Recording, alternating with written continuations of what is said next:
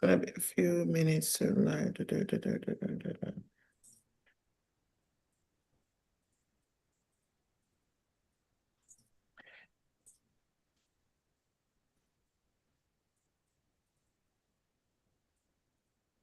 Okay.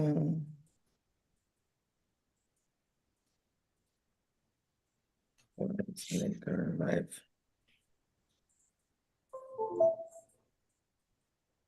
It's so live.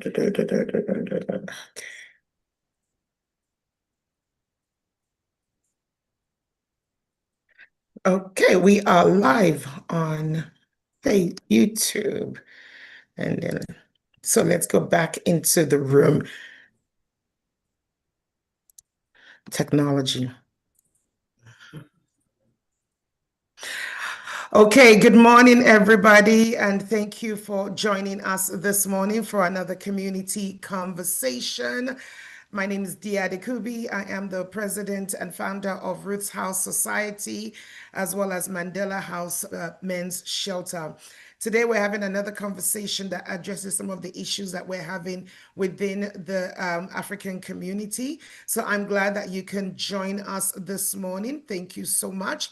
Here are some housekeeping for everyone that as you're joining us. The first thing you need to know is that we are live on YouTube and Facebook. So we are live. And because we are live, we would like you to remain anonymous. We would like to maintain your privacy as much as possible. So please stay off camera. Please turn your camera off. Even though we want to see your beautiful faces, this is not the place for that. Secondly, please do change your name on your screen, and that is because we do capture the screenshot, the attendance, and some of the comments, and we don't want to give away people's identity. So please do change your name. And finally, if you have any question, please use the chat. Any comment, please use the chat. So having said all of that, I'm going to introduce our one and only community conversation facilitator back from a long vacation, Mr. Temitope Olukunle. Mr. Temitope, over to you. Good morning. Thank you so much, Mama D, for this great project that was birthed out of the desire to see a change in our community and the society at large. I really want to take it.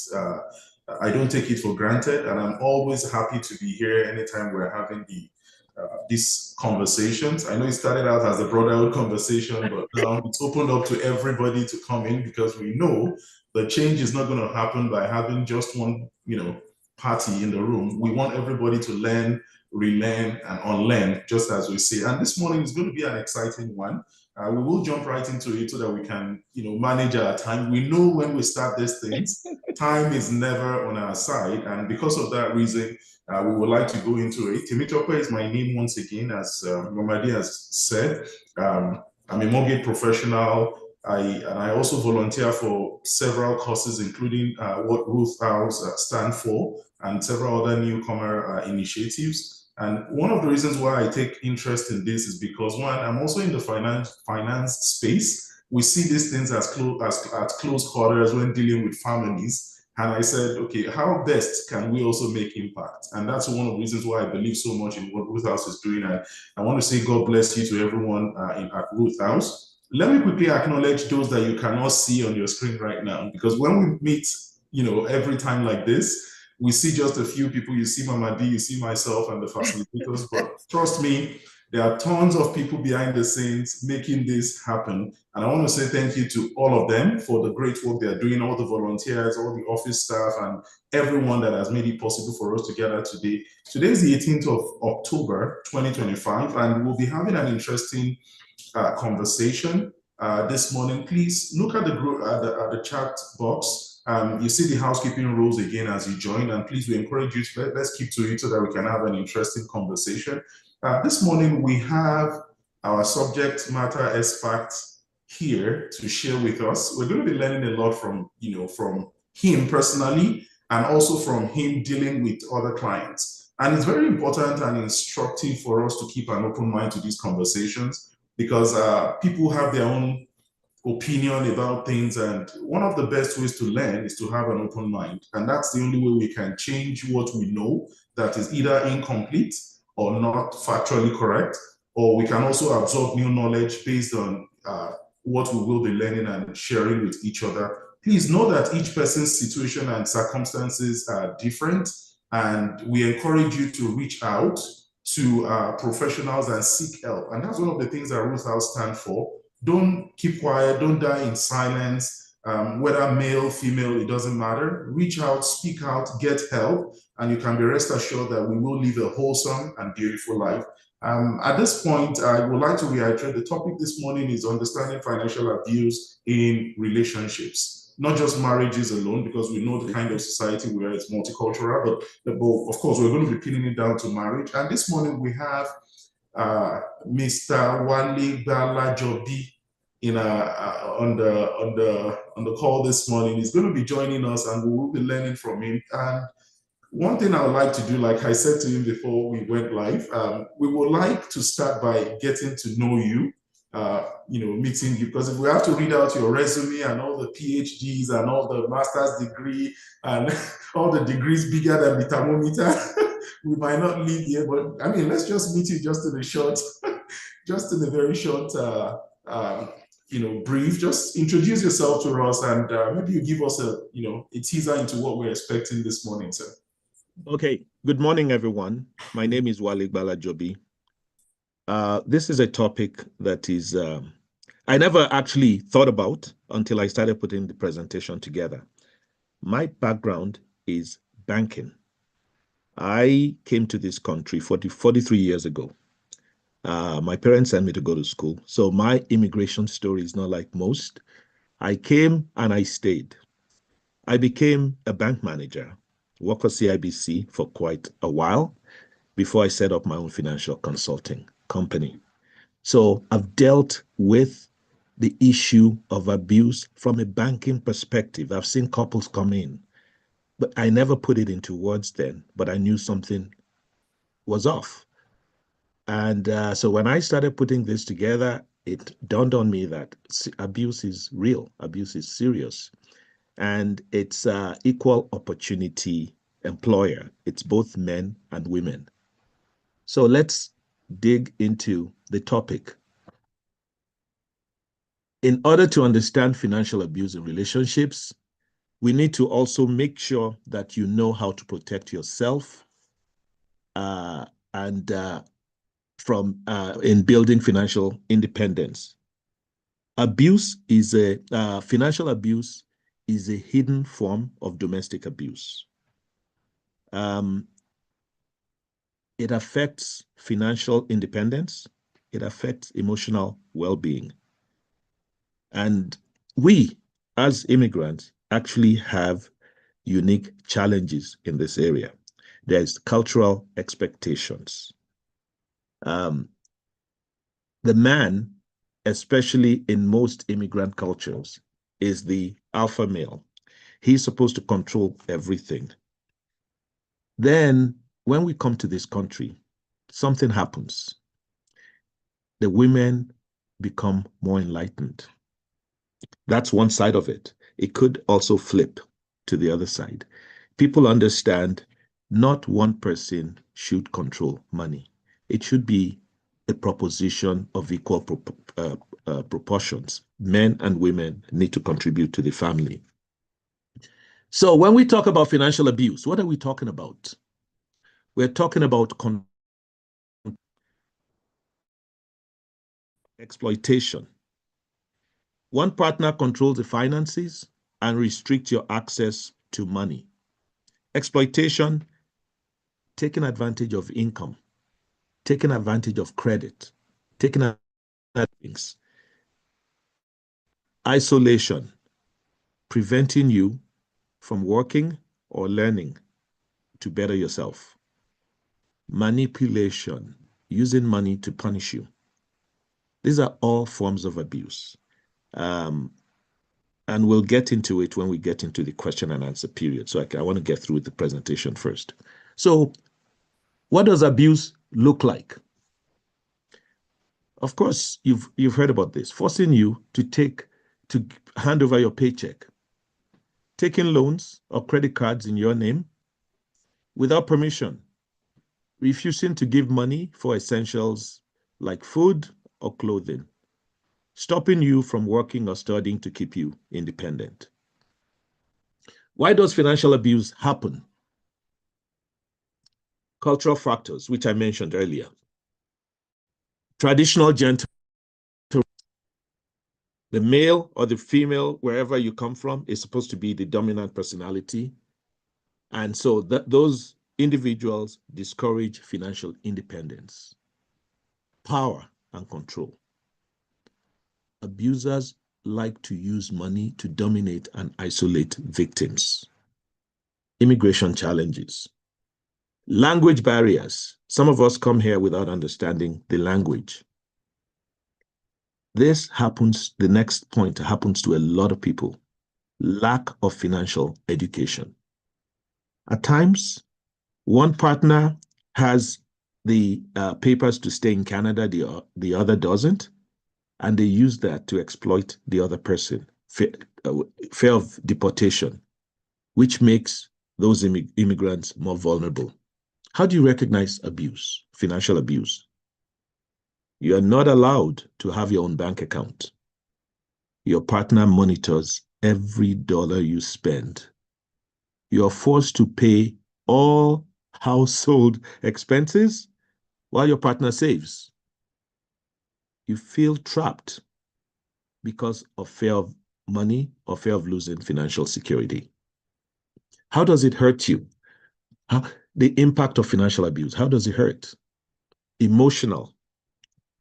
You start feeling anxious, anxiety. You feel depressed.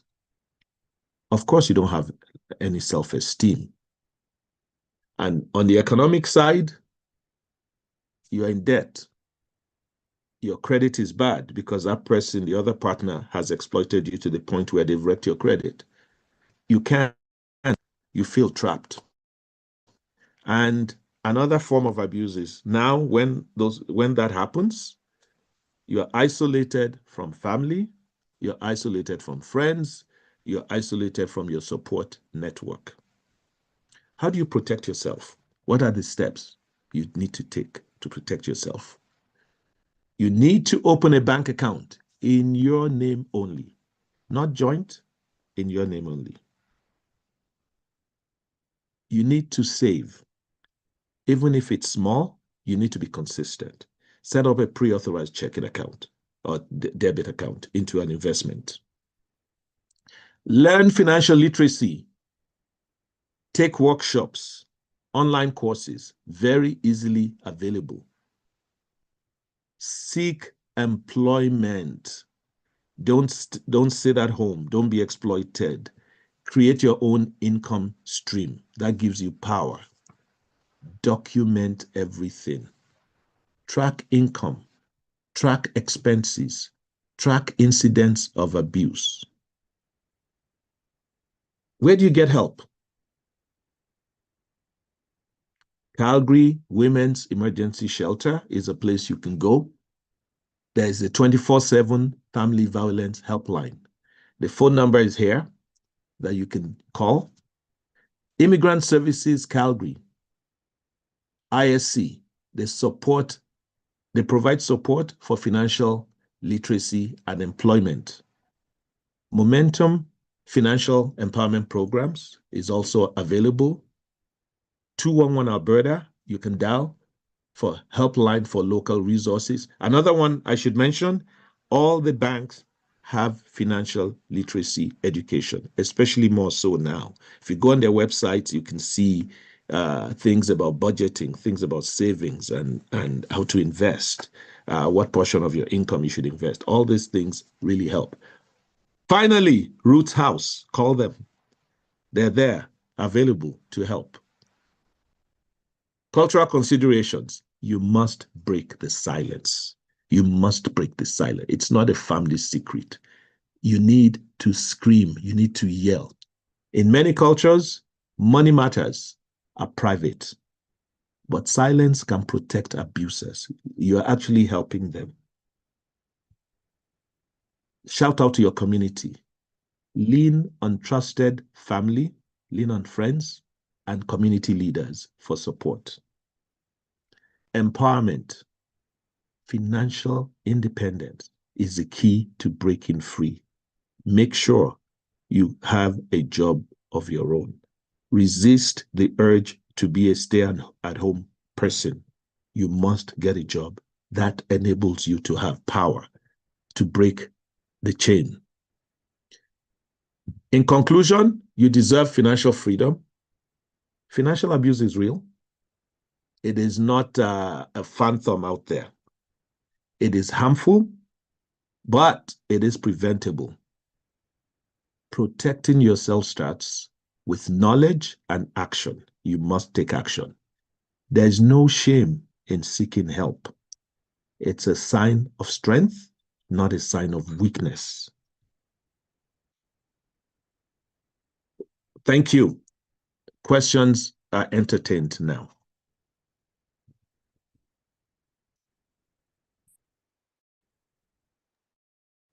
That is lots of questions. Can we talk about that's Lots of questions?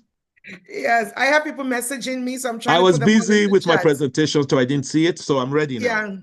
Tell me talk about, yeah, go ahead. Take You're muted. You're muted. He says you need to unmute him. Oh, sorry.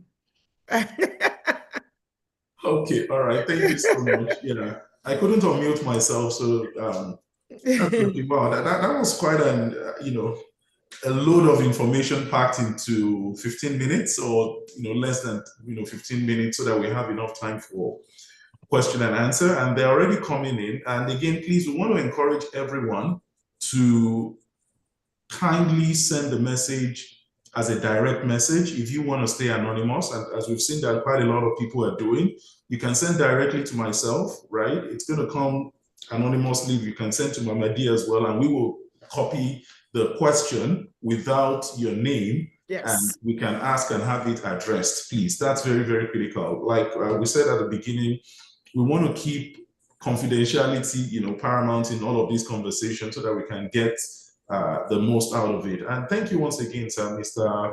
Balajobi, for that presentation. And some of the questions are already coming in. And let me go from the one we have on the screen before I go to the ones I have as well. So one of the questions that came in, and in your presentation, I know you had said this is more prevalent in immigrant communities, right? From male to female.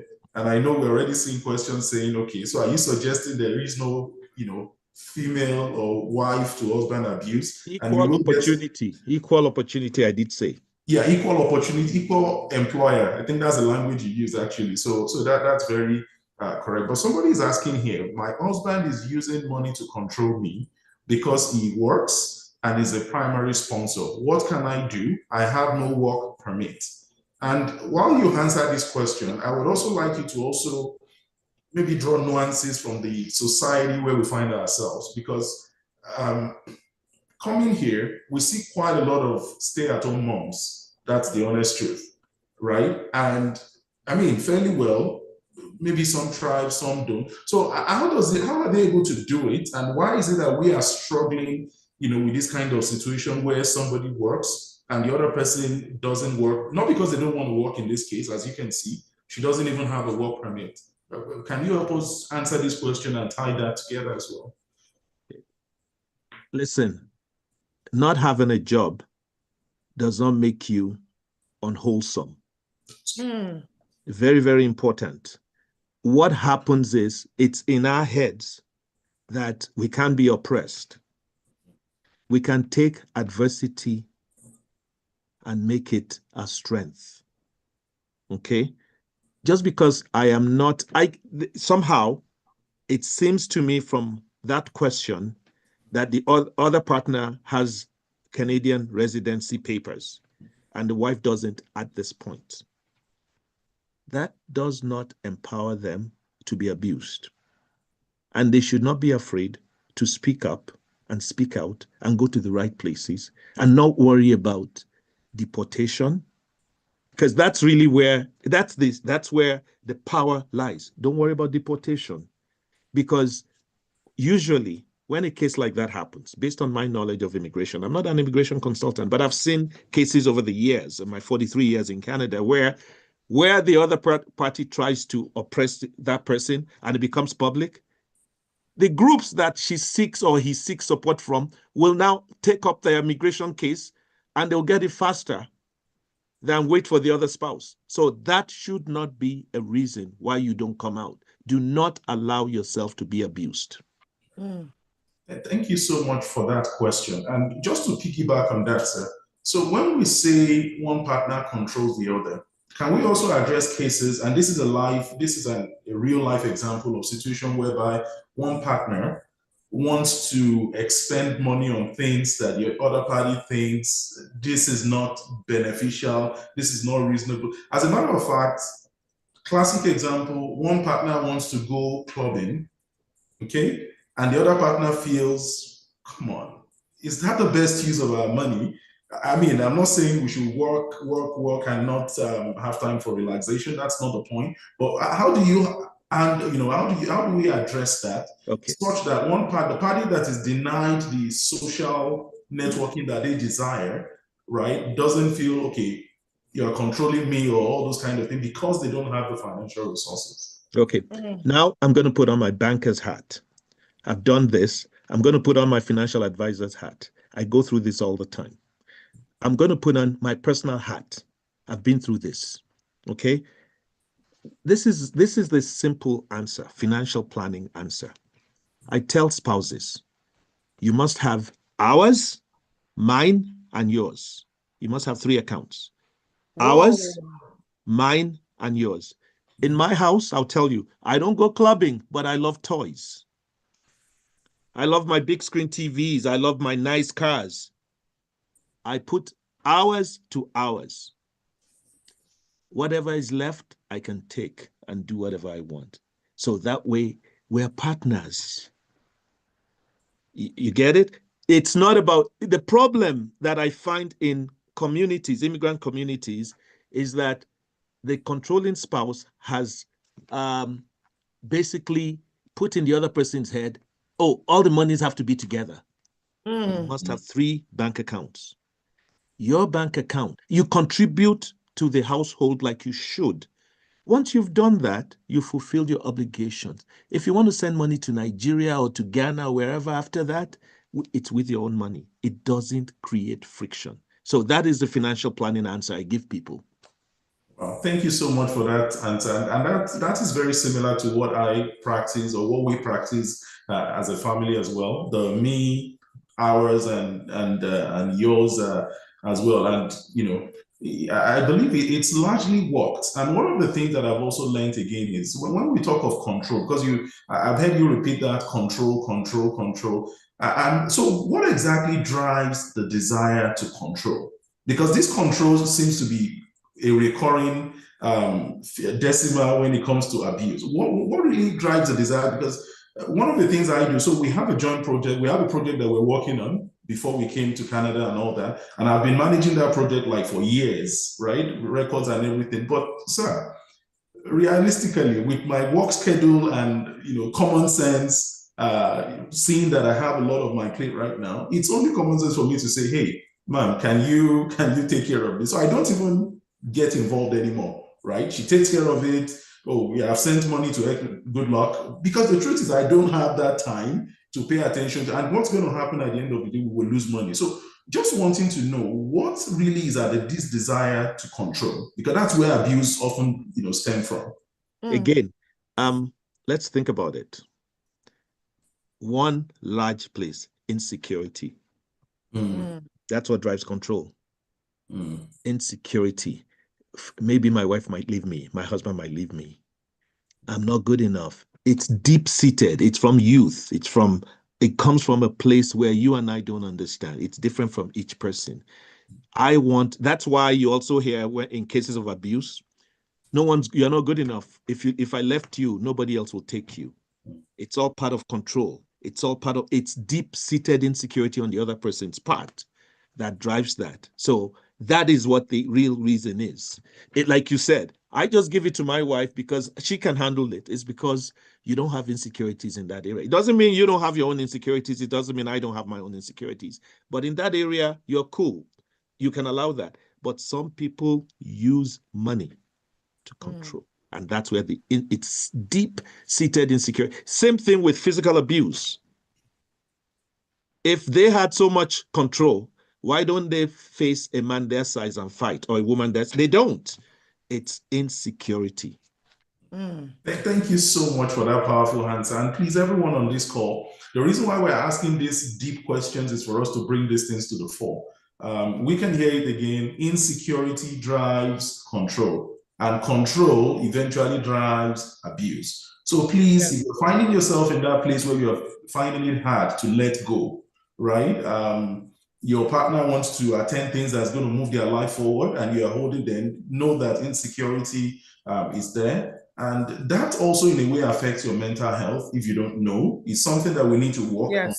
Please reach out and speak to a therapist. I know that's also another part. We'll get to that, but I don't want us to get into that right now. That's one thing that immigrants, we don't believe in, right? It took a lot of time for me to also know that, wow, you need these things. And, you know, just to say on this call, even to agree to go for body massage, as you know, it took me a long time because there's this, but over time we come to realize that these are things, it's a disservice that we're doing to ourselves. So please speak out, and we're going to move on to another question here. And Jumoke, just before we do that, I just want to remind everybody of our housekeeping again.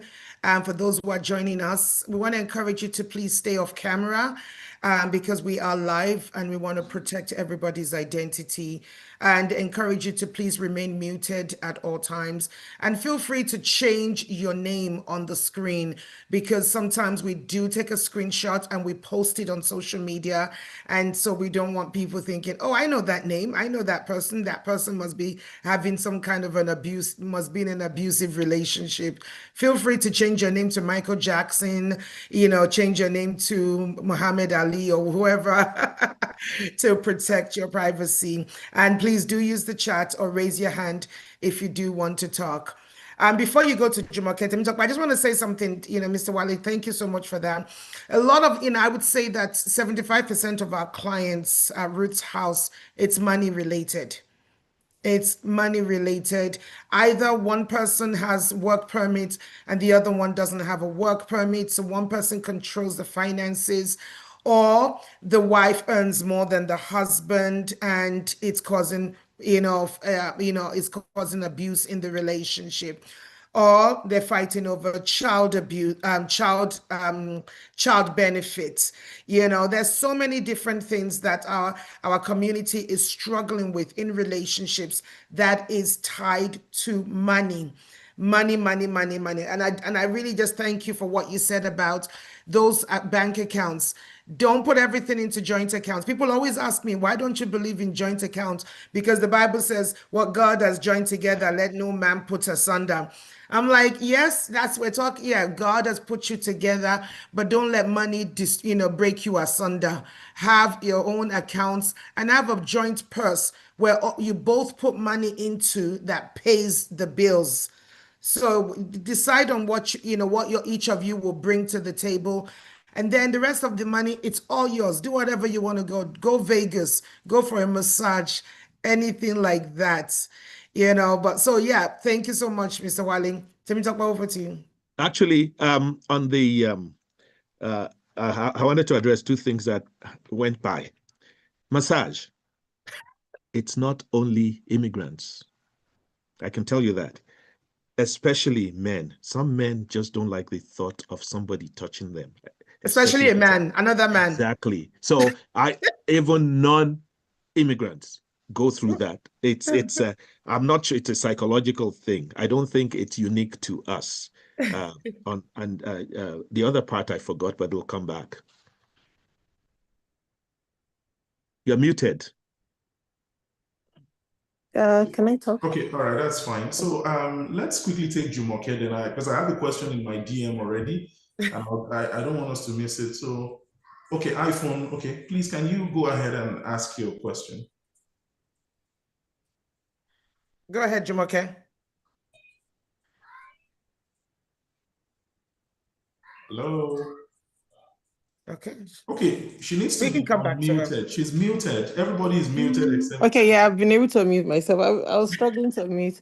Yeah, just to speak to the financial abuse, and I think it's something that I have personally experienced. And just to let us know, I don't think it's only insecurity. I think, especially with Nigerians or maybe Africans, if I may say, I think men naturally, or maybe just men naturally, they're controlling.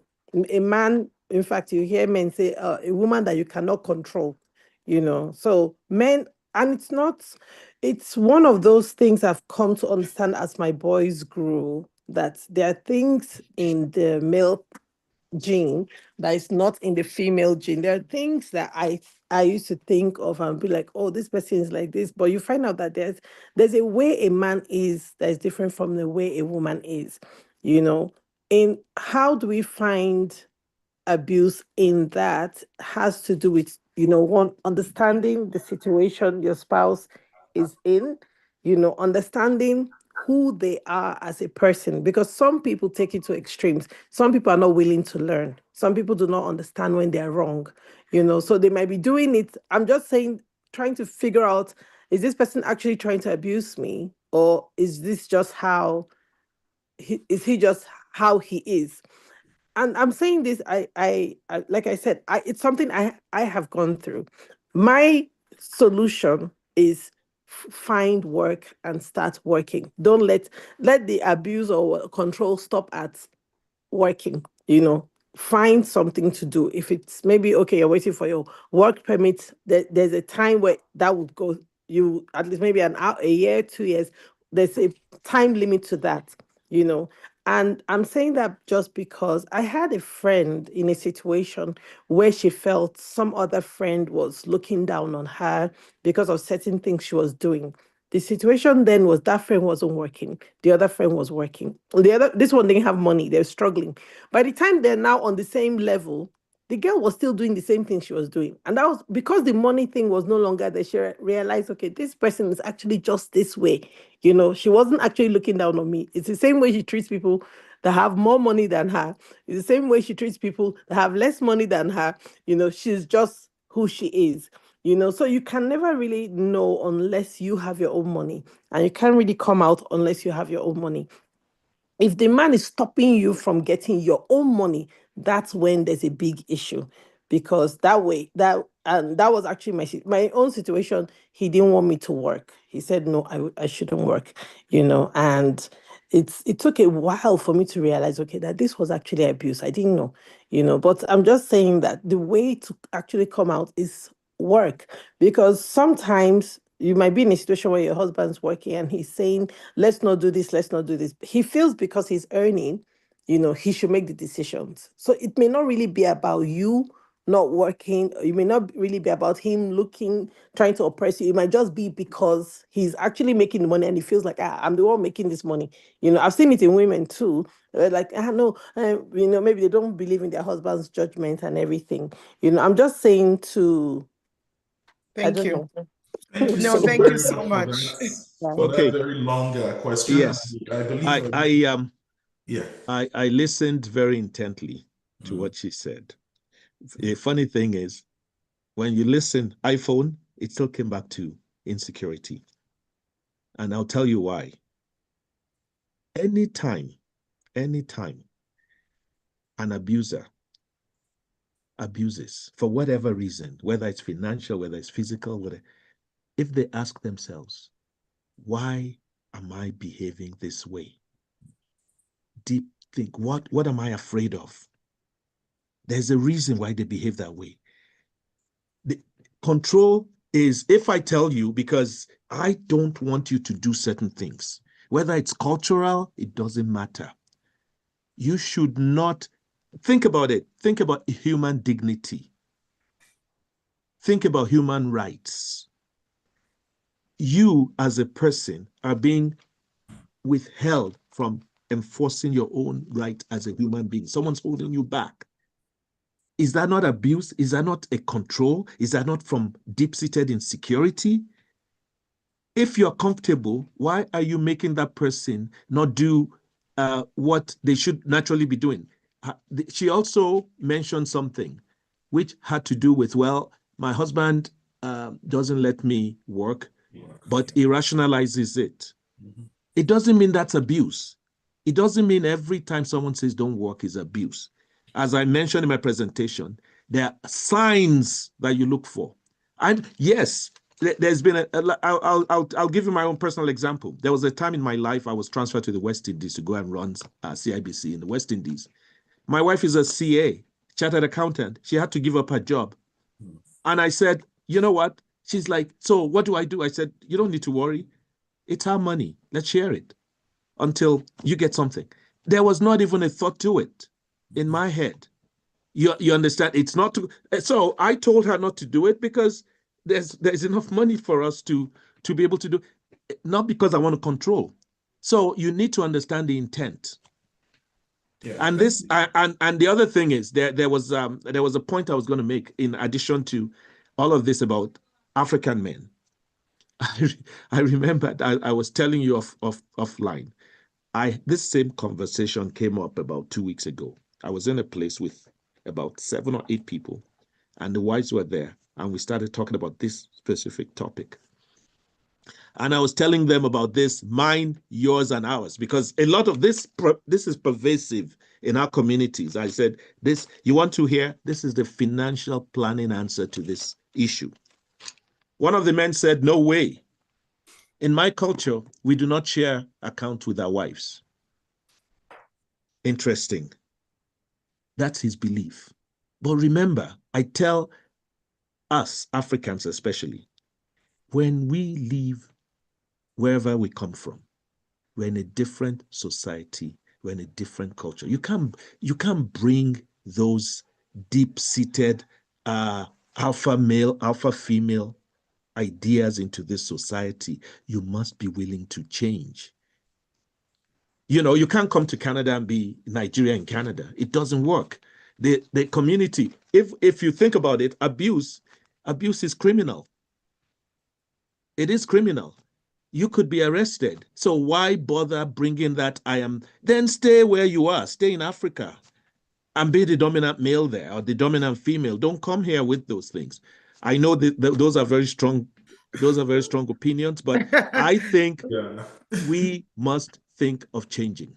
Yeah, absolutely. Thank you so very much, sir. And maybe I'll also let you also address because there's something that Hyphon made when they were talking the other time, saying about men are like this, and I'm just curious. Like I don't. So I know there's something about the male gender, when it comes to leadership and all that. The man is the head.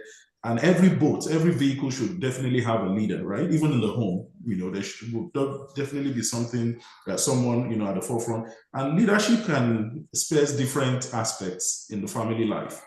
A woman can lead in certain aspects. A man can lead in certain. So it's not about somebody being the King Kong, and right. So, but generally speaking, male are generally, leaders and seem to be leaders in certain aspects. And as a finance person, sir, and you are, I've had cases where I had to tell clients, male in this particular, in fact, there's a more recent case where I told the man, I said, sir, it appears you will have to sit this because I saw what was happening, right? He wants to take charge of what he doesn't know.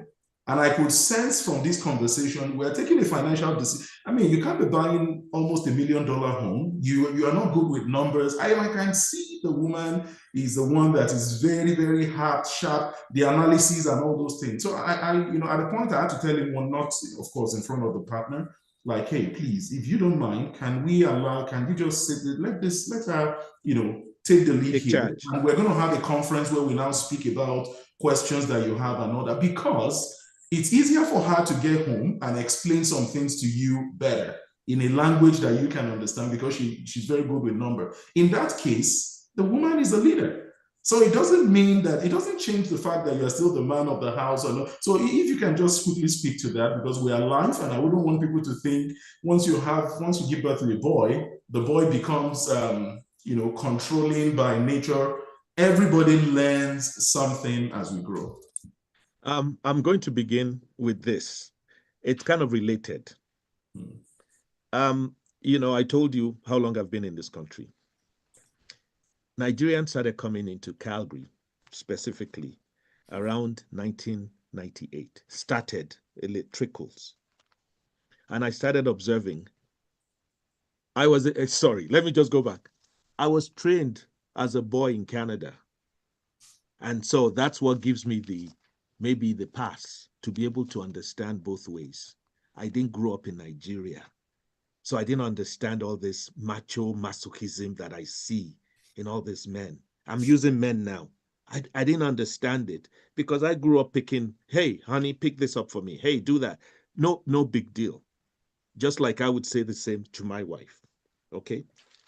Now, there was a time, there was a party I attended. All these new Nigerians came in. It was a buffet. Okay. What does buffet mean? Go and get your own food. I was shocked because now remember, this is me. Just imagine, I was like a Oyibo person, white person, being exposed to these Nigerians, and they all sat down and their wives were bringing them food. Of course, I went to get my own food. So I was like look at this one. So I now asked one of the wives, I said, a lot of them are engineers, by the way. Those are the days when the engineers were coming into Calgary.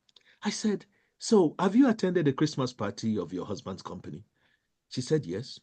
I said, was it a buffet? She said, yes. I said, did you go get food for your husband? She said, no. I said, why not? He says, don't do that in front of my colleagues. What does that tell you? That's abuse. That means he knew he was abusing her. So my point to that point is that abusers know they're abusing. They can't do it in front of others. Think of it. Think of what I just said. So they would get their wives to do it among their own people. But when outside, they know that behavior is not acceptable. Okay, I'm just going to leave that with you guys. So it answers a lot of your questions. And I want the women to think about that. It does. I saw this firsthand. No, you've answered the question. You need to eat the nail on the head. Sorry, please. We have lots of questions in the chat. I know. iPhone has his hand up. Yeah, I just wanted to clarify my point, the point I was trying to make. And it's not that men should not, what you said about growing, what Temitope said about growing is actually the point. And is that you don't just assume, okay, my spouse is abusing me because you also, and I'm saying this because I've been privy to counsel a couple of people. Sometimes you might just be misunderstanding the person's intent, exactly like the point Mr. Wale just made. I would serve my spouse and I wouldn't see that as abuse. I'll see that as our culture, which is different, and then there's certain things about our culture, that might the office might not be it might look odd, like my daughter kneels down to greet people. If she comes to a place where I'm at work, I might tell her not to kneel down, and just say hi to people, so I don't think everything is abuse. And I say this carefully because, like I said, I actually have experienced this. I have come out of it. And how I came out was actually putting my foot down to work, and then being able to judge the situation. I'm not saying they're not abusers. I'm just saying we need to, like I said about growth, our men, sir, they're not, the woman asking that question, she's not dealing with a man that, grew up in Canada. She's dealing with a man that grew up in Nigeria that has certain bias, certain culture, So if she says, okay, I feel abused, what is the way out for her? Is it a divorce, or is it, training, that's I'm not saying that, because but the truth is just, I had so many things. I thought, oh, why is he doing this? Why is he doing that? Why is he doing this? And then I have my boys growing up and doing the same thing. And that was a paradigm shift for me, where I'm like, okay, there are certain things that men do. I'm not saying that, like, I'm not teaching my boys like, oh no, be like this, but I'm understanding that I'm coming from a point of understanding and seeking solution. That's Thank where I'm you. coming from. Thank you so Thank very you so much, much for iPhone. that perspective. And I believe Mr. Wale would still touch on some of this as we journey along. And for sure, one thing I know is that by nature, a man and woman will be different in traits, right? But I reasonably believe that we are equal in value. You can be an engineer, I can be an engineer, but in terms of traits, yes, we are definitely different. And anybody that thinks that's not true, then I think that's where the big problem is going to be coming from. So one question that came in, sir, is my wife uses the fact that she's a breadwinner to oppress me and keeps telling everyone, what can I do? Please, as you speak about this, so that we can answer so many questions at once, I want you to also speak to this breadwinner subject. Very controversial. A lot of people don't believe in that concept of somebody being the breadwinner. In this case, technically, breadwinner would mean the person that provides, and the other party is a stay-at-home mom or dad, right? Because a lot of people don't know that we have stay-at-home dad. I deal with that again when helping families with their finances, and it's quite interesting. And some of them have been together for 20-some years, 30-some years, and you're wondering, the guy has never worked. He takes care of the kids, do all the house chores, and while the woman is a career professional, and they are very happily married. But again, in this case, we have a male asking the question, what would they do? If you can help us, sir. Okay, you put a lot of things there for me to unpack. The bottom line is, if I get your question correctly, I think what you're saying is it's not only women that are stay-at-home wives. Yes. There are men that are stay-at-home men. Right. Okay. So what you're saying is, if that end, what is? Yeah. So the man is asking that the fact that the wife is the breadwinner, she uses that to oppress him, and what can he do? The same thing that I said before. What are the signs? Okay.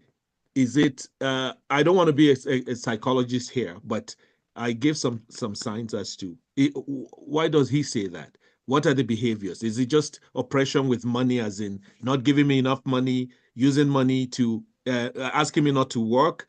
What are the issues? What is the oppression mechanism? If he can just quickly say that, so I understand what kind of oppression we're actually talking about. I'm just going to read out the question here. Okay.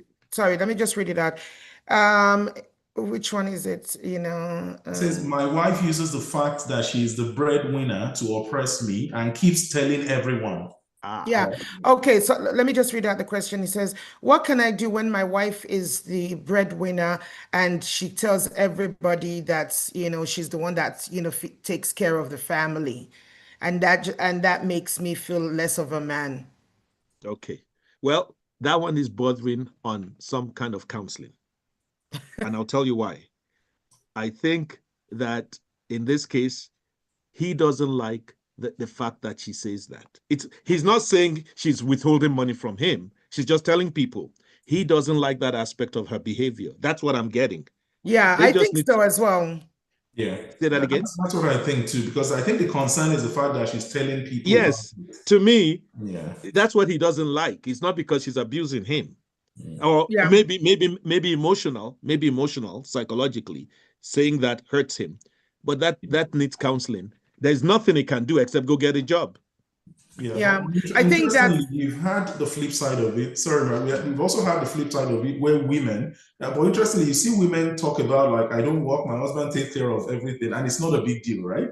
Yes. So why is it a big deal when it's the case of the man? Because I've been in gatherings where a woman actually came out and said, since I came to, it was her birthday, 60th birthday, so you can imagine how old they came, and they've been here for almost just about your age too. Or even, in that same range. And they're saying, hey. You've been in Canada for 43 years? Exactly. Yeah, they've been here for that long. And she said she doesn't pay, she's never paid bills, and people should say thank you to the man, because the man takes care of everything. That's a functional relationship. right? And it's not a It big deal. So the works. question Yeah, is, yeah, that there's no issue. if it's now flipped, why is it a big deal if it's the woman that is the one that, you know, pays the Gotcha. bill? And Can I Actually, add I'm going to something to that? actually make a statement to you. And maybe you can help me unpack that. What you said, as you were talking, I was thinking, what I experience is this: where the man doesn't work, if they came to see me, he will have a job, if you know what I mean, a phantom job. He would say, I'm this, even though it doesn't really work. Do you get what I'm saying? He would not say I'm unemployed. He would not say I'm a house husband. You can figure that out because you're a financial person. You're not seeing money coming in. So when you were talking about that situation, I was expecting that to come out to say, no, I do have something to do. Because even the wife will tell you, oh, my husband does this. They won't say, typically, culturally, they won't say my husband is unemployed. Typically. why is that? That's the point. That's the point. There's dignity in whatever your relationship is. You should not be ashamed of whatever, as long as it works for you. True. You know, but it's putting up appearances. You know, it's also a big part of immigrant cultures, putting up appearances. You don't need to. Thank you so very Yeah. much. Can I just Again, add if you to want to that? say something, yeah. Let me just add to that and say that, you know, I keep telling everyone that I, work with, I'm like, nobody needs to know who earns what in your home. Yes. Keep things in your home private. You know, if you have to be going outside and bragging that my husband doesn't work or I am the breadwinner, nobody should know that except your HR and you your payroll department. But if it comes out, that means there is a leak in your home. And that then you're putting your marriage into jeopardy because now you're going to create an impression about your marriage outside. And people will begin to judge your spouse and judge you. You know, a lot of our people, we talk too much. I'm the breadwinner. I earn more than my husband. My husband is to stay at home. Nobody really cares what goes on behind closed doors. And we need to learn to keep a lot of things behind closed doors. You know, keep behind closed doors. What is, who does what? My husband is a better cook than I. I don't care. Exactly. Because I'm just going to go use that information to oppress my husband, and to now judge your husband or your wife. So I think we all need to learn to just don't talk too much. Thank Yeah, you because so you're very just much. inviting envy, jealousy, and resentment. Wow. Thank you so very much for that for that perspective, Mama D. And I'm going to quickly jump to, sorry, I know we have quite a lot here. And sir, somebody is saying, I know you answered this previously, but let's just see, hope we're not missing anything. This person says, even with various support to my wife to save, invest, and continue to grow her finances, she focuses on spending, but she feels jealous that I keep saving and have investment. Is this financial abuse? And to the person that asked this question, I want you to know that this is coming from you as a man to your wife. Sir, I'm dealing with a case where it's actually the opposite right now, where the guy is the one that buys all the, he likes toys like you too, and likes all the latest Gucci and all those kind of things. And the woman is seething like, why are we doing this, right? And it's not like the finances are so great, but yeah, if you can help us address it, and please both ways.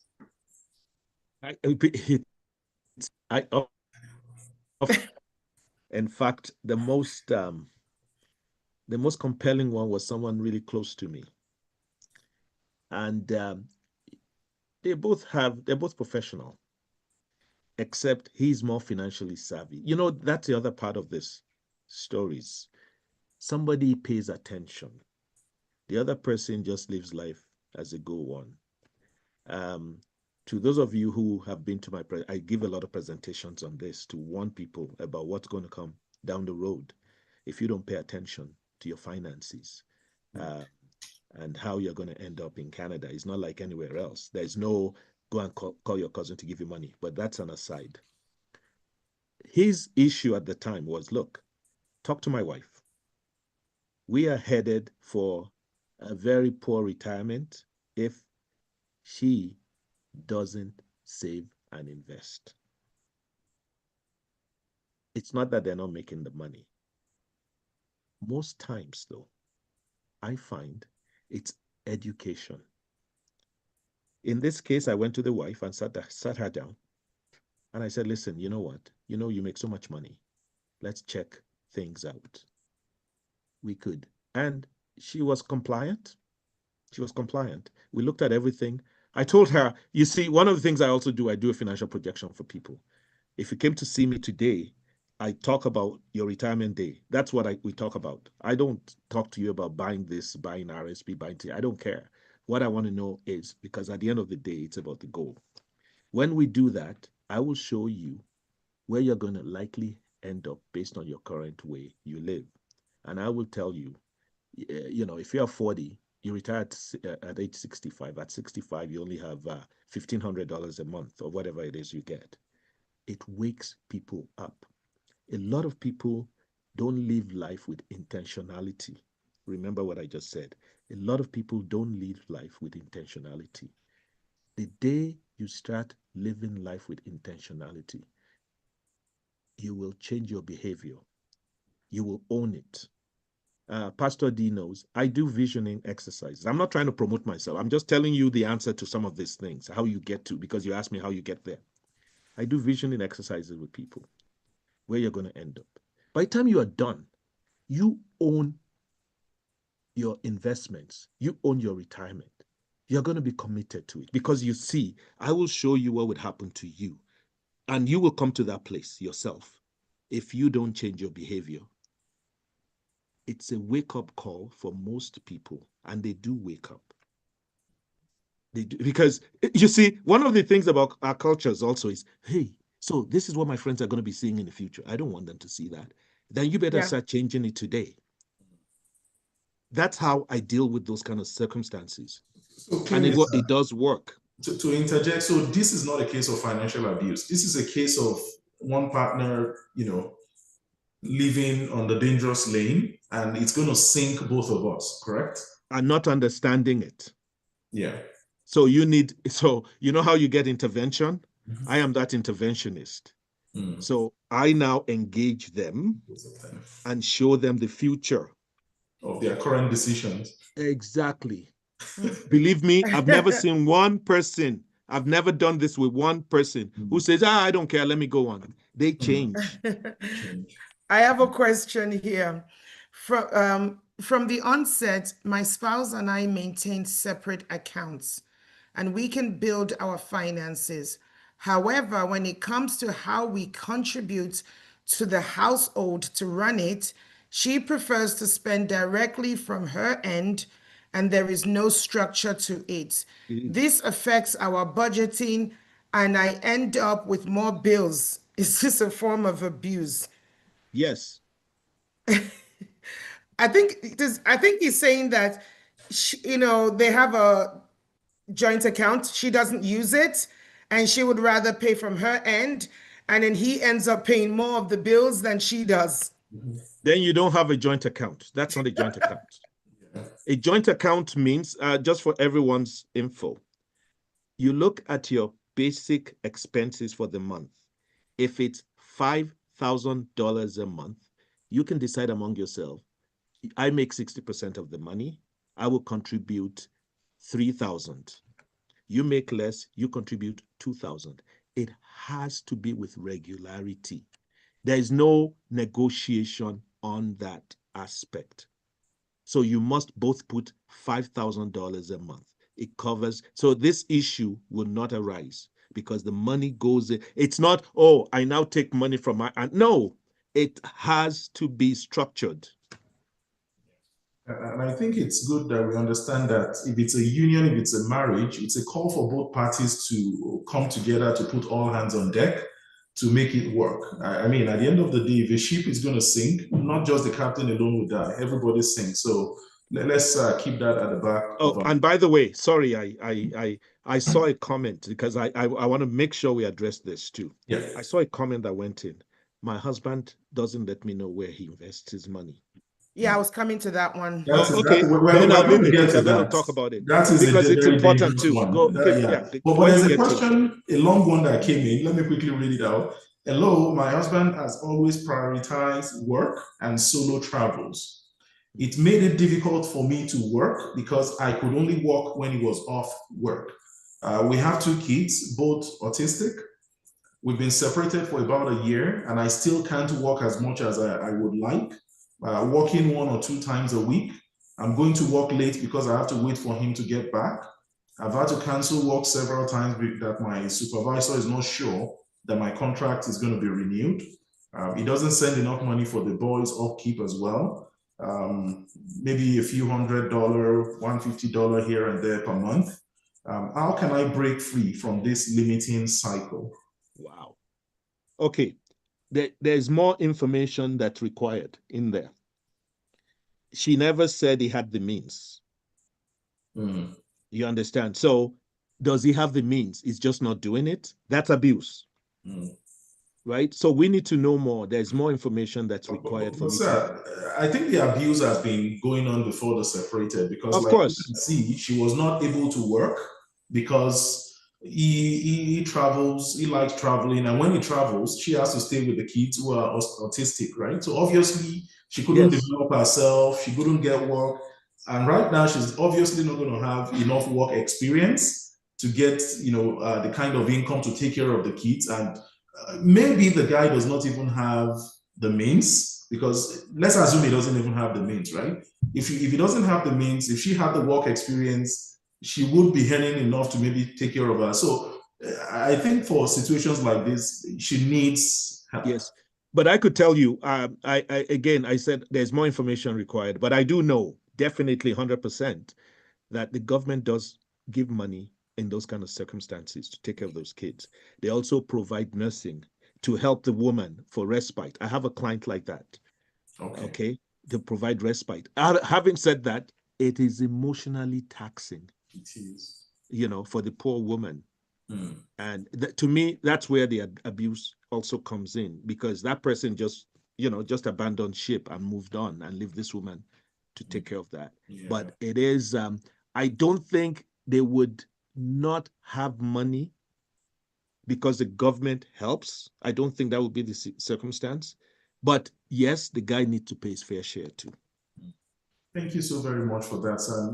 I grew up seeing a situation like this, and I remember my parents would always tell us, in this case, it was, sickle cell, marriage, all those kind of things. And after, unfortunately, 2-3 kids, all of them sickle cell, and, the man escaped from the scene, and he's even believed to be a religious leader somewhere, and he just disappeared. So left the woman with 3 kids. So my parents had to support as much as they could, come to our house every weekend, just to help. And it's tasking. And we have a similar question again from somebody here in my DM. It says, I've been abused financially, being asked to pay most bills and manage the home when my partner was the one making almost double my salary. Anytime I raise the voice to equal the home expenses, he will manipulate, saying he's going to leave the home. Finally, he left with no words and started paying, including his part, which had the mortgage and property tax. It's been for 4 years now.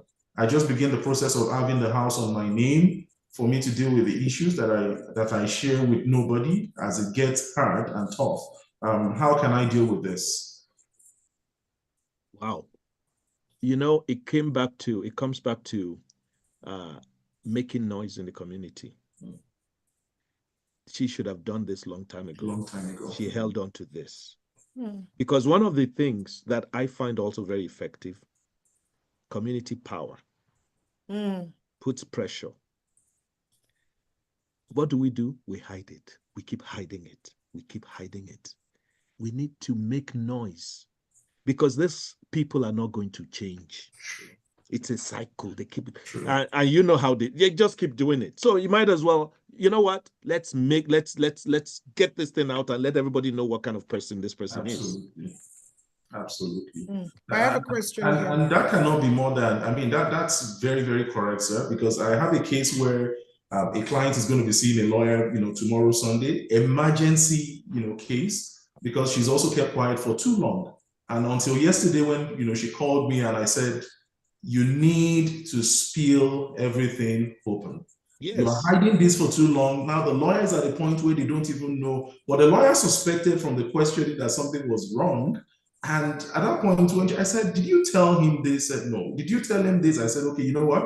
We're going to get on a three-way call, because I will not be doing this transaction if we don't resolve these issues, because this issue is going to bite us down the line in the future. And the lawyer was like, wow, we have a big issue that we're dealing with here, and we need to really resolve that before you go commit yourself to something bigger. Somebody quickly mentioned there and said there's a distinction between male as a provider by nature and being controlled. Okay, so that's just demystifying, what we're talking about previously. Mama D, you wanted to ask? Yes, I have a question here. My husband refuses to work. He said no, he's not going to just get any job. He's waiting for his career. And I'm working 2, 3 jobs to support us, while he believes that doing any other jobs is beneath him, and he's just going to keep applying for his professional job.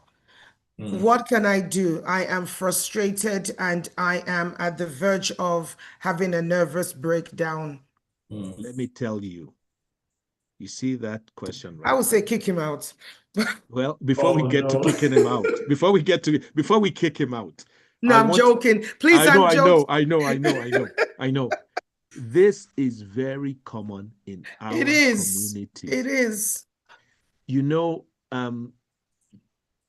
When I talk to people, I tell them, the richest guys in this society, they're the carpenters, they're the electricians. You know how much you pay those guys? They're the bricklayers. They're the guys who work with their hands. We come from a society where it's dignified to put on a suit. And I'm just going to be a bit abusive here. We're so stupid.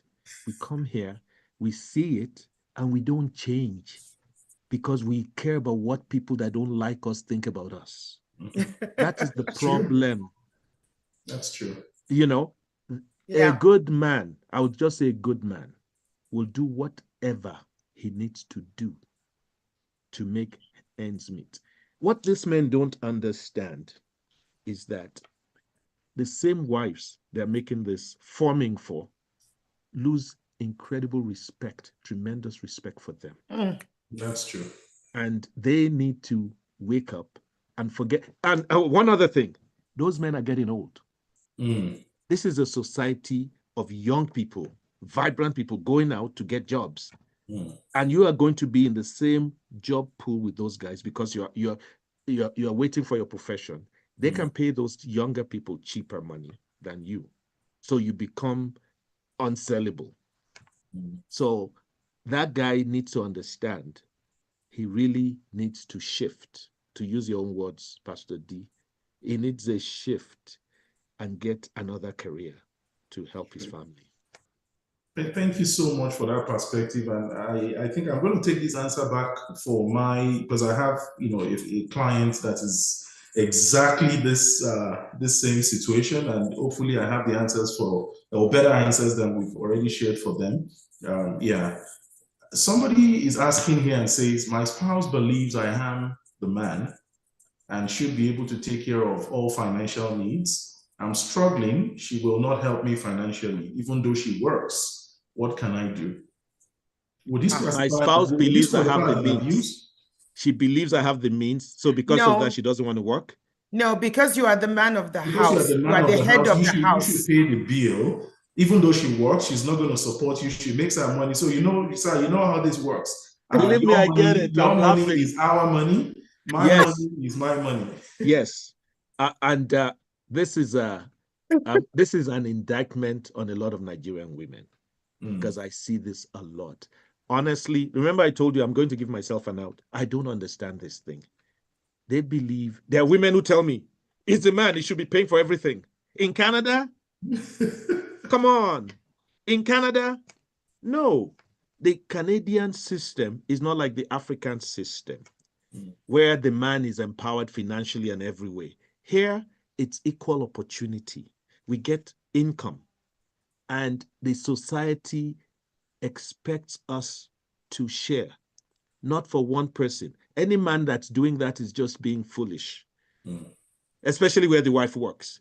To say, I'm going to take care of all the bills, then she's enriched, she's becoming very wealthy, and he's becoming poorer.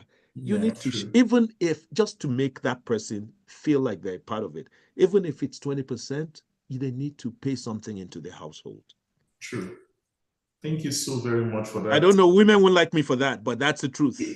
But sir, where these conversations are meant to be had, conversations and the truth. That's all. Oh, I get a lot of that. I'm a woman now. Why the man? We're in Canada. I think a lot of people forget that, that in Canada, it's different to, Nigeria. You have to literally work together, pull all the resources together. Canada is a two-income society. Yes. One income cannot sustain you.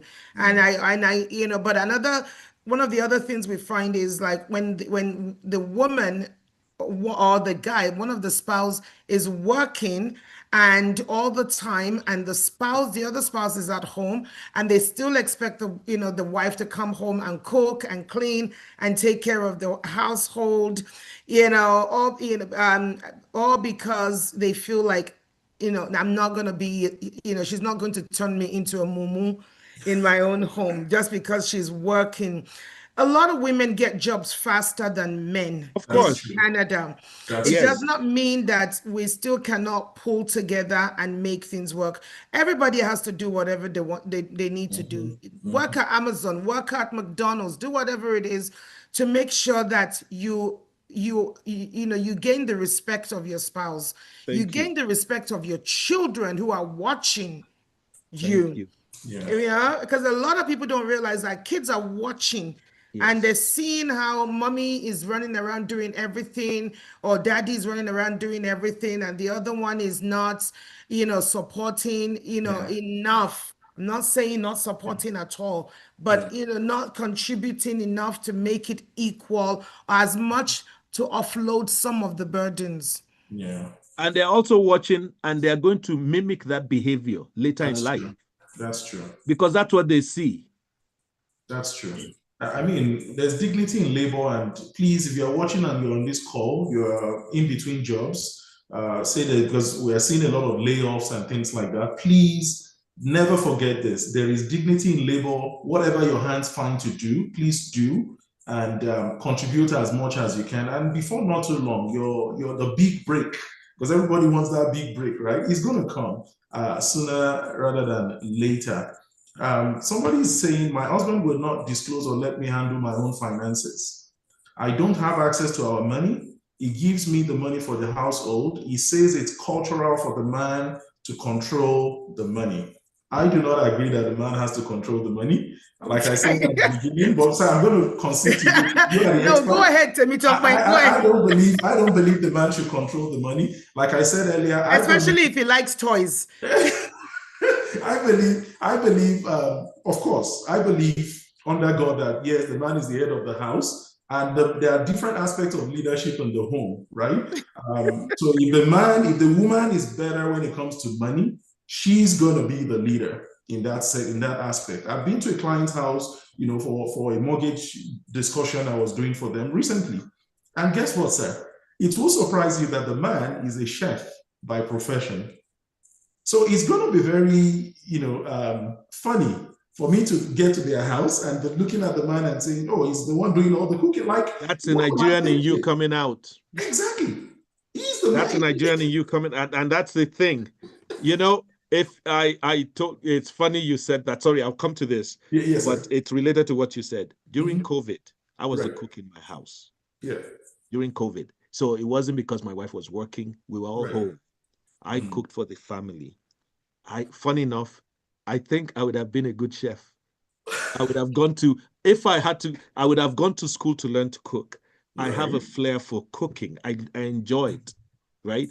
So I told some Nigerian, you what? You cook? Are you sure you just didn't boil water? They just in their head cannot comprehend. But sir, can you address this question where the man believes he's the man and he has to control the money? Of course, he's a man. I don't think Well- any woman should be giving all her money to a man. Remember, that's abuse already. It's Of one of course the it is. signs. You Of work course for your it is. money. Yeah, Yeah. it's you. Imagine, it's in fact, think about it. You know what extortion is? Mm, I take my money and give it to you. yeah. Where in the world is that not a crime? Mm, I go and work and I give it to somebody else because he's the head of the house. I'm not saying he can't be the head, but he's now the head of my money too. So now he gives me what I need to spend. Is that what this is all about? Or what yeah. I don't have to spend? He tells me. Yeah. Isn't that one of the signs of abuse? That's classic. He needs to know that. But sir, there's something that you also haven't touched on. Maybe you said it and I missed it. So we've had cases, and I think I've seen something like that, maybe in one of the questions in my DM, where some people don't operate the yours and mine, they just operate the ours. So we make all the money, because I see bank statements a lot where everybody's payroll goes into just a single pot and they all spend from there. What do you think? Nothing wrong with that. Remember I said the classic financial planning answer is yours, and ours. Mm-hmm. Classic. Right. If we decide to have a joint account and there's no issues, so who's making noise about it? Beautiful. Right? You've worked a formula that works for your family. It's when it's causing friction. Mm. And you come to somebody like me, I will tell you, okay, here's the deal. Here's what you need to do to just make sure you are happy, I'm happy, and we're happy. Beautiful. Thank you so much for that perspective as well. The growth aspect affords people the mindset to change because some abuse is rooted in culture, flexibility versus rigidity, and all that. Yeah. So again, we said it before. We need to learn, relearn, and unlearn. There are things that we also see in the North American culture that are also not wholesome. So it's not no culture is perfect. If we can agree on that. African culture is not perfect. There are things we have to discard. There are things that we also see here that we know that no, this is not. And I'm going to share a classic example. I went to visit a particular family, and we had these Canadian seniors, and they were greeting our guests, children, and they said, and the elderly man said to me like, "Wow, I love these children. They are just so different." I said, "Oh, really?" And he goes and he was explaining how the kids. African kids, Nigerian kids, how they are very respectful in the way they approach him and the wife. I mean, these are seniors, people in their 70s, right? But they say the way these kids approach them with respect and like this. But when the man is comparing with, the Canadian kids, the Gen whatever it is, Gen right?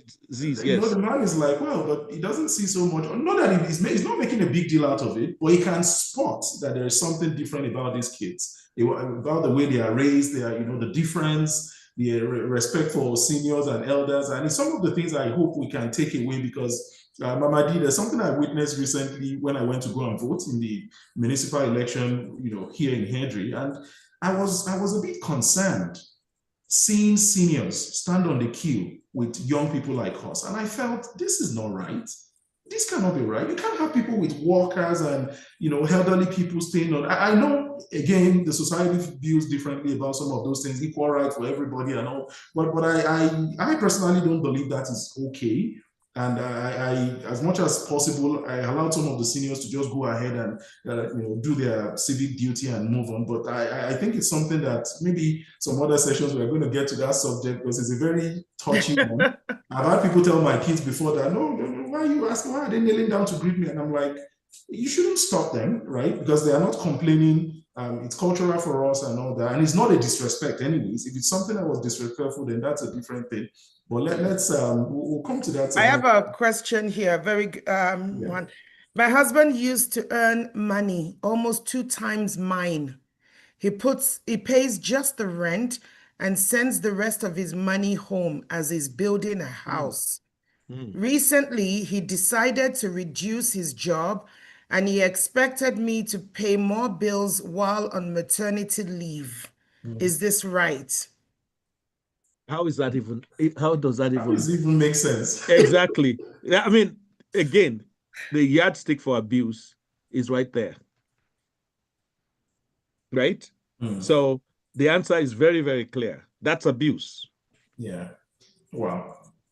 He Clearly, pays just the rent and sends the rest of the money home to build a house. Okay.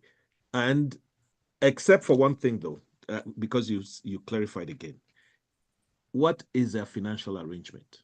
You don't have to answer that. If they agree that all he has to do is pay the rent, and he does, then he's okay. But if he's just doing it, taking their money, he pays the rent, okay, we're good, and he takes their money and sends it home, it's abuse. True.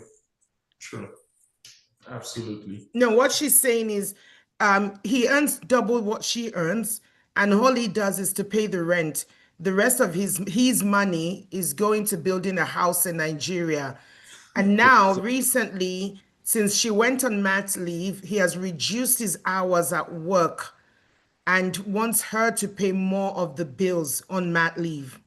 But Mama D, why did you reduce hours at work? Did you reduce the hours at work because the wife is on mat leave and he feels he can support her? I'm reading a question. If the person wants to Yes. unmute Well, and ask a question or wants to share more light, please, feel free. Send me more. the bottom line is a lot of these things I'm hearing, the couples are not in sync. That's true. They haven't had okay, that's one more thing. You must have the financial conversation in this country. Yes. This is not Africa. You must have that financial conversation. Here's our bills. How are we going to split it? Everybody is clear. True. And if it's a joint account, you must do what I recommended. You will be fine. It'll take a lot of stress out of your lives. That's true. But one thing again I'd like to quickly add here is it's very important for every family, and coming from a finance perspective now, to have a plan, right? It's like for us now, I know of a family that have a formal conference, they book like a hotel for a weekend, and they draw a plan for the next year, what they want to achieve, all those things. That's fine. You don't need to go that extent. That's extreme. Sorry, they're spending money to talk about money. Yes, they do. They have a that's okay. A PowerPoint presentation. The man says, "Okay, these are the things." It's like a board of directors meeting. Exactly, more like a board meeting kind of. They should invite me. I'll do the strategic plan. We don't do that, but we do, a different version where we know where we want to be. And I tell people, like, one of the things I've realized is we're able to move faster, that way, because our goal for this year, we already met it by September, so I'm done. It relieves stress. You're not done. You're not done. You're just ahead. We are just ahead. Okay, yeah, that's correct. So for next year now, we're already planning like, okay, did we set the bar too low this year? Maybe that's why we feel we've achieved this thing. So maybe we're going to increase the bar next year and say, okay, so something like that, just whatever works for your family, try and do. Somebody passed the question here and say, how about a situation where the couple are working together to tackle their expenses, but instead of the man saving a little change in his salary, he's spending it, and when unforeseen circumstances arise, he has nothing to contribute, and the wife will have to take care of it from her savings. So meaning the woman has the savings, the man doesn't. What should she do in this situation, and is this abuse? He spent his money on toys. I'm going to do a little bit of financial education. Yeah. Immigrants. I said it 3 times. I say this all the time in my presentations. The way Canada works, you guys need to all wake up. In order to get full CPP, you must have worked 39 years in this country. Yes, to get full 100% CPP. And that's assuming you're contributing the maximum. You must have. It's very important. I tell people, this is part of what I say. By the time I'm done with people, they usually, all these people are not I'm not saving enough. They change because I tell them the truth. You must have worked. Okay, now imagine this. I have been here for 43 years, as I said to you. I'm going to be hitting 39 years of working in Canada. I think I just hit it. Most people, most immigrants will not. Now imagine this. If you came to Canada at the age of 50, 50, how many, and you retire at 65. How many years have you worked? 15. You divide 15 by 39. That's a percentage of CPP you get. Mhm. Most of you came at 38, 35. Too late. Well, it's not too late. It's just to be aware. Mm. So you are contributing to CPP. You are going to divide whatever is left by 39. That's a percentage of CPP you end up with. Is that going to be enough? Yeah, Most true. immigrants will not earn full CPP, is the point. That's true. Most. That's true. So all this, my husband is not contributing. He's going to, you know, I gave this presentation once and somebody called me. I said, look, you see those guys at Walmart that greet, you're going to become them. I didn't know I was actually speaking to somebody in the group. Yeah. The person messaged me after. I said, you're talking to me. I said, what do you mean? He said, that's exactly what I'm doing now. I don't have enough money. I have to go and work for Walmart. I said, sorry, I didn't know. The point is, tell your husbands, tell your wives, wake up. You must invest extra. Please, if you're on this call, and I know this is also part of it. I don't want to say it's not different. This finance subject that Mr. Wale just addressed is very critical. Immigrants, remember, and I've said this to several of my clients, you don't, in fact, what I tell people is technically you don't have retirement pension here. So that you take your mind off it, whatever comes is a bonus for you. Plan for yourself and don't wait for CPP as much as it's possible. Take wise investment decisions, seek counsel. And one of the things that we don't do, sir, and Mama D, you can just spare us 1 minute. One of the things we don't like to do is to pay to get the knowledge that we need sometimes, because we feel that that money is a waste. Meanwhile, all you just need sometimes is to pay for consulting and pay for, you know, if it's necessary, I would say, is it not beneficial for us to just pay to get the knowledge that sets us up for success for the long term, rather than thinking, I mean, we can get most things for free, I agree, but sometimes, is it not? Free gives Yeah, you basic. you know, you're It preaching to the doesn't give you converted, full. right? So here's what I'm going to say. I make noise as much as I can because I know I've been here long and True. I know the financial system. Right. I think I can say that with authority.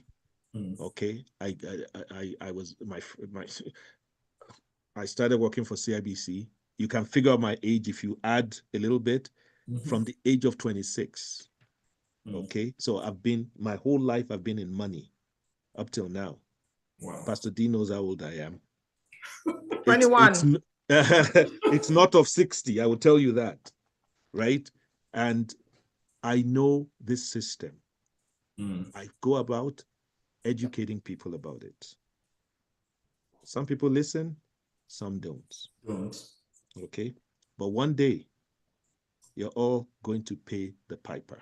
That's true. You will understand when there's nobody. I see people doing security at the airport to make ends meet, because your kids are not going to take care of you. They're Canadian. They're not like you. You know how we are giving them. You see how that guy is sending money to Nigeria? Your kids are not going to do it. They'll say, what are you talking about? Nursing home. I have a daughter who performs. When she's got a big contract, I said, hey, you got to buy me a house now. She said to me, why? Of course, we're joking, but she couldn't understand the concept. I said, oh, you got to buy your dad a house now. You know, I said, why? Why should I buy you a house? You have your own house. Because that's how she was born here. She doesn't understand the concept of this. You're buying a house for your why. You get it? So please, let's wake up. I agree with everything you've said. Yeah. Pay for knowledge if you can. Absolutely. So I think it's also very important. Sorry, I think it's important that every person here goes and gets a financial checkup. Even if you're not working, you need to go and get a financial checkup. You need to start making some decisions for you, and rather than waiting on your spouse. If your spouse could lose their job tomorrow, as well. So what's the backup? Anything could happen. You can't rely on, somebody else to take care of you. Even in marriage, and people sometimes think, what? Isn't that what marriage is all about? No, you have to be able to stand on your own 2 feet. Before you were married, you took care of yourself, or you did things. Just because you're married now does not mean that you now give up full, control of your ability to function and to support yourself. I think we put too much pressure on our spouses to do everything for us that some of us are capable of doing for ourselves. And I also think that we some of us live in a fairy tale world where we think that they're the man, they should do everything, and I'm just going to sit back and enjoy. But it doesn't work like that. You can do Talk that to in other Ruth. parts of the world, but Canada requires two income, even three to save well. Two with children is not even enough. Because especially if you have kids that are now going into activities, two would just, be, you will still struggle. So imagine struggle, with just one income. We all need to be financially educated, financially empowered. Even if it's $5 every week we're putting aside, even if it's hustling and doing something with our hands on the side, find something to do, make your own money, contribute, and let's make sure as much as possible the skill is balanced. Absolutely. Very good. Well said. Encourage, yeah.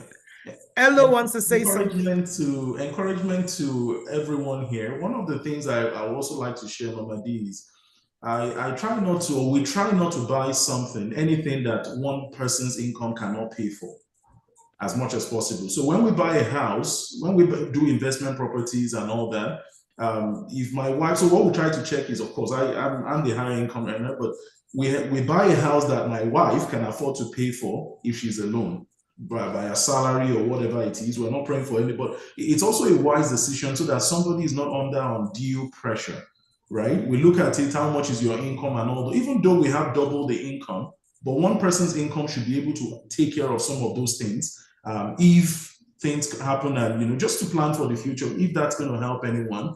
And Elo, you have your hands up, and please, can you ask your question? Oh, okay. No, sorry. I didn't know that you wanted to talk. I thought it was a final word for Pastor D, and I just wanted to say, for us who participated in this meeting this morning, maybe we should have a little gift, like having Mr.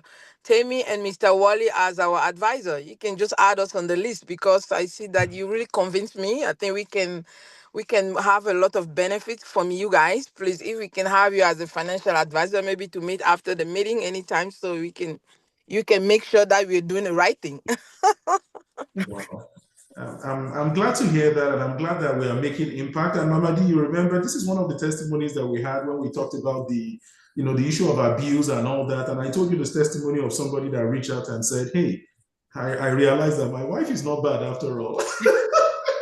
Because he came to the meeting and he was sleeping. I just told him, I said, "Why don't you join us one of those weekends and let's talk?" And after the session, the guy sent me like, "Wow, my wife is not bad after." I said, "Well, I mean, my situation is better than most." change of perspective, right?" And today they are doing very well, supporting the wife's business. He even does delivery for the wife's business. Imagine this, somebody that was on the verge of saying, "No, I'm going to see a lawyer." I said, calm down first. Let's have conversations. And yeah, that's very good. Somebody asked a question. I think you answered it already. But maybe she missed it. Mamadi, I believe we can watch this recording later. Yes, yes, well, we are, so this is live on our YouTube channel. So please, find our YouTube channel, Roots House Canada, subscribe. And also you can watch all of the videos that we post there. We had the legal lunch and learn on Thursday, talking about child custody and parenting agreements and all that. All of our, webinars are always are posted are on our YouTube channel. And then also we do make sure that our presenters, you can access them. That's why they're here, to share their knowledge and to support the community. So please reach out if you would like to connect with Mr. Wale. Mr. Wale does an amazing job in the community, and also Temitokwe. You can take, control of your own finances, even with little income or no income. There are ways that that we've been able to work with individuals that have come to Ruth's house and says, I don't have a job. I don't, my husband is the only breadwinner, or my wife. And we've been able to develop a plan so that they could do something with their hands. Everybody has the ability to do something with their hands to generate income. Even if you have to go learn a trade, and trades are so, what is it? They're financially lucrative. Like Mr. Wiley says, you can be a millionaire just by being what is it? A plumber or an electrician or a laborer. They make more money than those of us that are sitting behind a desk. I will tell you a quick story that will motivate you Yeah. about that. These are old-time Calgarians. In fact, the man is late. So he lost his job. So what I'm telling you was in the 90s. He said when he first came to this country, your bathtubs, the acrylic on it. He said he learned how to put acrylics on bathtubs. But of course, we all want to go to school. We all want to work and get all these white collar jobs. So he did all that. As he was getting older, he got laid off. So I saw him again. Like I said, this was in the 90s. I said, so what's going on? He says, I will tell you what happened. You see, I'm very busy. I'm making more money than I used to make. He says, when I first came to this country and we were hustling, I learned how to do acrylic. He said, I just went back to it and I just put the ad. People were calling me, come and fix my acrylic. He says, I never knew. I should have been doing this long time ago. You know that acrylic on your back? He says, that's what I learned at the time. Imagine. So let's open our eyes to businesses are right there in front of it. Because I'm an entrepreneur. People who know me know I own different businesses. Businesses are right in your eyes. A lot of us do not pay attention. Let's pay attention. Tell our husbands, tell our wives, you know what? Look at this. There's a business in this. There's a business in that. Look for the business. You'll be shocked. And this is a country that encourages creativity and ingenuity. There's no mama from your village doing you. Let's forget all that. I know some people are going to dispute, but you know what I'm trying to say. Yes. You go there and make it work for yourself and go door to door knocking or whatever you need to do. That's true. That's why when I hear people say, I'm waiting to work in my field. What field? Please. Yeah. Let's go and make things happen in this society. Absolutely. Sorry, I get passionate about something. No, this is the right. No, what you're saying is spot on, and we love it. And it's very, very easy to tell that when you're coming from a place of experience, both practical, personal, and people that you've dealt with. So please, we encourage everyone to please reach out. And that's what these conversations are meant for. It's not supposed to die here. It's supposed to trigger something inside you to say, hey, I want to take action. And I want to say thank you to everyone that has posted their questions. And I'm not sure we have any more except one, which I'm going to throw out here as we wrap up, and hopefully we can stay within the time that we've allotted. And sir, the last question I think I'm seeing here is, what do you do when couples are not in sync? Essentially, couples agree on something, on how bills are going to be shared, but when the man earns more, he spends on irrelevant things. The way I answer that is, you can force a horse to the river. You can't force it to drink. Sure. What will you do? What can you do? We have a dysfunctional marriage right there now. Don't you think? Absolutely. Okay, so the question is, do you want to stay there, or do you want to move on? Or do you want to stay unhappy, or do you want to be happy, or do you want to count? Whatever you need to do. But you can't force the man. Or it's the man, right? It's the man we're talking about here. Yes, well, you can't force them. They need to come to the realization that they need to help their family. Because, again, these things are dysfunctional. We just don't understand it. You were saying something earlier about families working together. You talked about we've hit our goal for the year. Remember? And I said, you're just ahead. Listen, I have a feeling you are talking about investing in the stock market and all that as well. I have a feeling. Okay? Yes. I've been here long enough. You're going to have like this too. Okay, so that's why I said you're just ahead. The key thing is you want to stay more ahead than below. That's where you are right now. I can tell you stories. Okay, so it's the same thing here. Couples, they hurt themselves when they're not in sync. From taxation point of view, you can synchronize the way the government taxes you. If you're hiding things, you could there are claims you can make as a couple that you can make as individuals. Some people don't file taxes with their spouses because they don't want their spouses to know how much. Believe me, my ears are full. I've heard it all. I've seen it all. I will tell you this: in money, when you are dealing with money, the more you put together, the more your growth accelerates. The bigger it is. Small gives you little. We have small-minded mentality. That's what's going on. We need to understand we're in a place where big things happen. You can't be an ant chasing sugar. That's true. You have to go above that and get bigger things. That's what these spouses need to understand. You achieve way better, more together. That's my answer. I hope. Perfect. Perfect answer. And sincerely, want to say thank you for that. Thank you. There is a reason why a vehicle. Somebody just sent something. Oh, okay. I'm saddled with the majority of the bills at home, from the mortgage to vehicle insurance, big ticket items, major groceries, purchase in the house. My wife has taken to personal international trips this year. She refuses So to. she's taking what?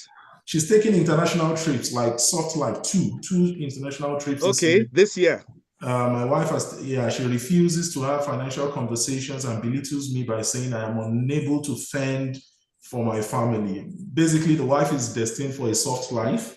What would you say to this? Okay, again, there's a pattern. If you look at everything, there's a pattern. It's very clear. It looks like the woman makes more than the man. It looks like it. Because why is she demeaning him? Why is she going on trips? Yeah, maybe the maybe man he can answer that. Maybe the man can put it on. Who makes more? Right. Yeah, That's because it's clear that there's some kind of abuse going on, and he's not liking it. Yeah, please, if you can shed more light on it, yes, that would be very, very helpful, so that we can. Yeah. For a long time, she was another why I struggled. You see, there's a pattern. There's a pattern. It comes, we've dealt with a lot of these issues. That's true. It's very clear he's not happy. Have they had the conversation? Can he say yes or no? And what does she say? Yeah, but now she's not willing to even have a conversation about the finances, because he's not worked for a long time. She's worked and makes money, and now she wants to enjoy the fruit of her labor, kind of. So what are they doing together? I don't know. Can I just say something? Yes. I think sometimes we forget two things. First one, please, there's a Zoom feedback on your screen. Please take a second just to click on that for us so that we get the feedback. What I do want to say is two things. People sometimes forget that everything we go through in life is seasonal. And one person's season is going to change tomorrow. And we should never forget that. And tables can turn at any time in life. That's number one. And I think the second thing that we need to also, look at is this. We have to look at where people's strengths are at and what people bring to the house that is not financial. One person may be good at going out there and working and making good money. The other person could be good, like we said, taking care of cooking, chef, running around, running the kids around, managing whatever it is, doing, something else. And they both, when you now weigh it, it's equal or almost equal in terms of what they both bring to the table. I think if we look at, marriages in terms of just finances, like, oh, I bring 50,000, you bring 20,000. Well, maybe the 30,000 difference is something else that I contribute that money cannot buy. So I think sometimes we need to look at what else is this person bringing in that is not financial. That if you were to put a price on it, maybe more, may even bring more money in. I don't know if I'm making sense. You are, but let me just ask a question. Yes, sir. Should that even matter? Exactly. Who brings what? It's a partnership. It's exactly. So it's not, I bring this, it shouldn't matter. In my opinion, in my world, it's telling me there's a deeper issue. Exactly. It's mostly deeper issues. Yeah, it shouldn't matter. Insecurity, trust. Yeah, it shouldn't matter. We're Because, in sir, this to get. Yeah, if go ahead. If you look at the question, right, because with this additional comment provided here saying she was employed and I struggled, that tells me everything, that we might likely need. Because why is one person employed and the other person is struggling if it's a marriage, right? It shouldn't. That's the point. That's why I said some of these things have a pattern. We pull together. True. We pull together. And a lot of these people, it's me. Self. Yes, above others. That's what's going on. That's true. Thank you, everyone, for these questions. Thank you, sir. Thank you, Mama D, as well. Thank you, guys. Interesting conversations that we've had. And I sincerely hope that we learn a thing or two from it. And please, like Mr. Wale said, there are some things that we brought here as African men. We need to drop it. And there are some things that we brought as African women. We need to drop it as well. I've learned a lot. My current profession, a lot of people see me as a mortgage professional, but a lot of people don't know that it's a collective decision to be able to support the family that led me to taking on. This is not, I want to be an office guy. I want to be working in the office and, but. You work in the office, by the way. Well, but not as much as. I know what you mean. I know what you mean. If you really want to be, go and put on coveralls, and go and paint houses. Then I know you got away from your comfort zone. Right. But the truth is that the family has to come first. And exactly. I need to take a decision to support my wife while she's going to school, while she wants to pursue her dream, to start another career altogether, all those kind of things. And there is no sacrifice that is too much for us.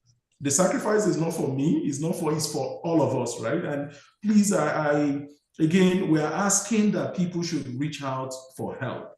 Ruth House is not designed to break up families, as some people have misunderstood before. Some people think once you go to Ruth House, Mama D is just going to carry the sledgehammer and say, hey, everybody goes. Because they are not taking the responsibility. Again, it comes to this.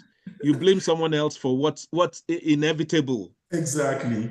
We don't stand for that. One of the things that you can be rest assured that you get from Ruth House, and I know this because I've referred people, is one, if your case is one that involves getting financial counseling like we're having today, you will be asked to speak to people like Mr. Wale Balajobi and have visioning. That's the language you used earlier, such that by the time you are done with that visioning session, you will see the direction your life is going, and nobody will appeal to you before you take action. If it's something that has to do with therapy, there are therapists available that will speak to you. If it's something that has to do with legal, and sometimes, like you said, maybe we even need support getting a job or something. Ruth House is available there to support you. And Ruth House is not only for women.